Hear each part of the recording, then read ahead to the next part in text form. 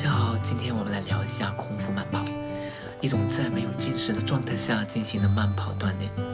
这种慢跑方式近年来越来越受欢迎，我也曾采用过，因为它有着非常吸引人的优势。同时呢，诱惑一般也伴随着很高的风险。为了帮助大家更好的科学锻炼，我查阅了一些国际著名的运动医学期刊。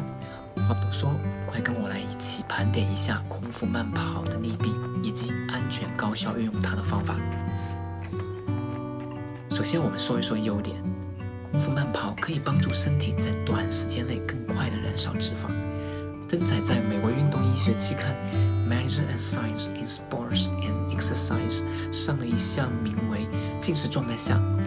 运动训练对脂肪适应以及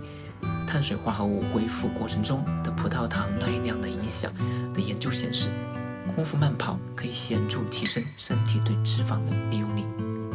其次，空腹慢跑能通过提高身体对胰岛素的敏感性，来有效控制血糖水平。我们的身体需要胰岛素来帮助存储脂肪，而敏感度提高后呢，身体会降低对胰岛素的依赖，并让胰腺减少分泌胰岛素，最终导致存储脂肪减少。期刊《Journal of International Society of Sports Nutrition》在2013年刊登的一项名为“空腹有氧运动对减肥更好吗”的研究确认了这个结论。然后，空腹慢跑可以提升身体的耐力和运动表现。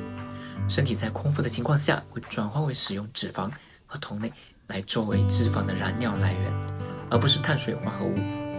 从而提高了耐力和锻炼效果。这也在上一个期刊2019年登载的一项名为“空腹对耐力运动表现的影响”的研究中得到了证实。接下来我说一下缺点。第一，长时间的空腹慢跑可能导致身体的虚弱和疲劳，因为身体缺少足够的能量。这项负面影响在上述提到的名为“空腹有氧运动对减肥更好吗”的研究中被确认。第二，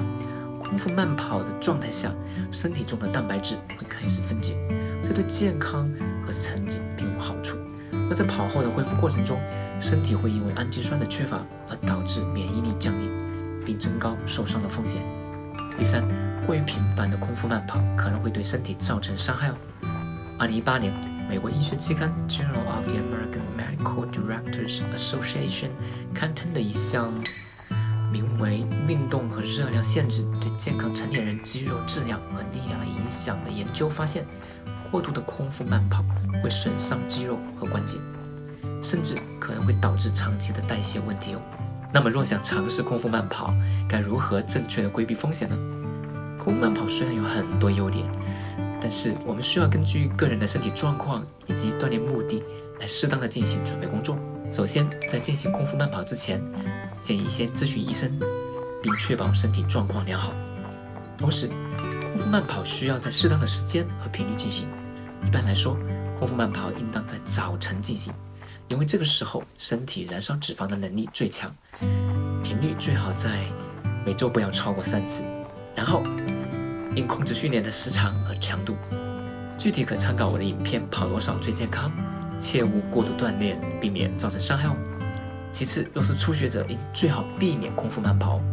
应尽量参考我的上期影片慢跑饮食教学来科学的进行营养准备。